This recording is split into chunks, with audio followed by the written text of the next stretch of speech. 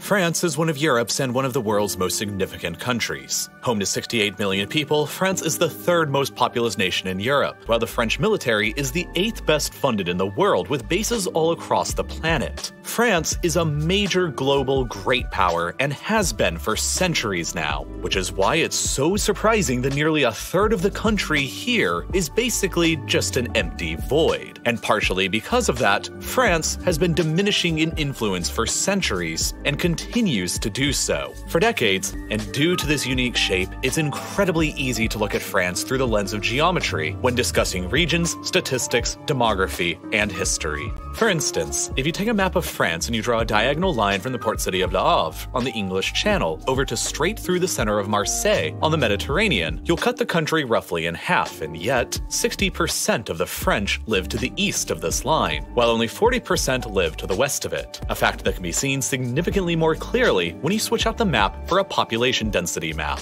But what's far more interesting than that line are these lines. In between them is a stretch of France nearly 1,000 kilometers long and about 400 kilometers wide on average, nearly 1/3 of France's entire territory that's about the same size as Belarus. Within this large zone, the population density of people is only about 30 persons per square kilometer, about the same as the US state of West Virginia, which has led to French demographers referring to the area as France's empty diagonal. And while in reality, that's hardly empty, compared with the rest of France and Europe, it is a strange anomaly. Throughout the entirety of France, 4 times more than the density of people living within the diagonal. To give even more perspective, neighboring Germany has a population density of 232 per square kilometer, while England has more like 270, and is therefore 9 times as densely populated as France's diagonal. France is politically divided between 18 regions that are further split up into departments and then into communes, somewhat similar to how America divides itself into states and counties. The least populated department in France is Lozère, with just a total of 76,000 inhabitants for all its nearly 5,200 square kilometers. That is comparable in size to the state of Palestine, which is home to more than 5 million people, while the entire population of Lozère could all fit comfortably into Wembley Stadium in London, with 24,000 seats left over to spare. And of course, Lozère is directly in the center of the empty diagonal, the most sparsely populated region of France, where Lozère is hardly an exception. So what's been causing this anomaly in the core of one of Europe's largest countries to be happening?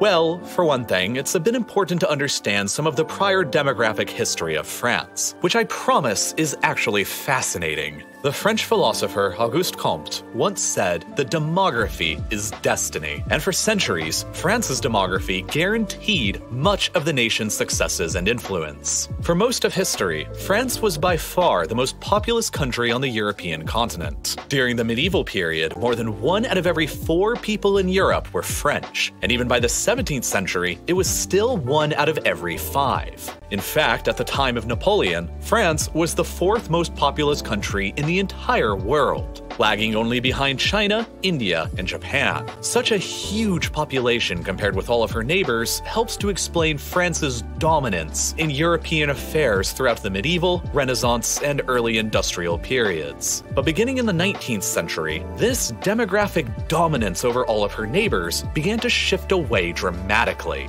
The birth rate in France began to diminish in the late 18th century, far before they began to do so in every other European country in just 4 years. 1.3 million French were killed during the war, and along with even more births being forgone by millions of potential fathers being away at war, just 85 years later in 1985, that rate of French residing in the countryside had plummeted down to only 8%. And by then, nearly 1 out of every 5 French were living in just the Paris metropolitan area alone. But while urbanization and war certainly had massive effects on the population of the French countryside, not all areas were affected evenly, as 40% of the entire global human population lives within just 100 kilometers of a coastline. So, by drawing these lines across the French interior, you're essentially drawing a line from one area that would be statistically less populated to another area that would also be statistically less populated. The areas that the diagonal cover are largely agricultural land, And throughout the world, as agriculture has become more automated and industrialized, less workers in the industry are needed. Areas with lower population often have minimal commercial activity, and as the already small population ages, there's nothing keeping the younger generations in the area. So they leave, not just for work, but also for all the amenities that other, more thriving areas can bring.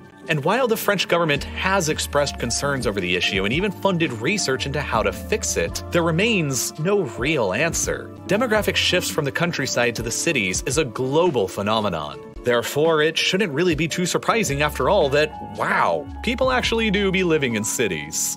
Now, if you want to start analyzing your own worldwide geographic and demographic trends, you're going to need a pretty solid grasp on things like geometry and statistics. But just like you might be, I've generally always been pretty terrible at math and STEM subjects, so I didn't really understand either of those things either until a few years ago when I started taking courses on Brilliant. Brilliant is an online STEM learning platform that I've been endorsing for years now because of how extremely simple and fun it is to use. It'll just teach you the basics of programming through hands-on, interactive lessons and games like this one. And even if you already know everything about computer science, there are tons of other courses for you as well. Overall, Brilliant has dozens of courses that cover a wide variety of fascinating and cutting-edge STEM subjects, so the odds are good that there's something there for you. It's a great way to get a little smarter every single day, and best of all, you can join their community of 8 million other learners with 20% off of an annual subscription by being one of the first 200 people to click this button that's here on screen right now, or by heading over to brilliant.org/real-life-lore using the link that's down below in the description.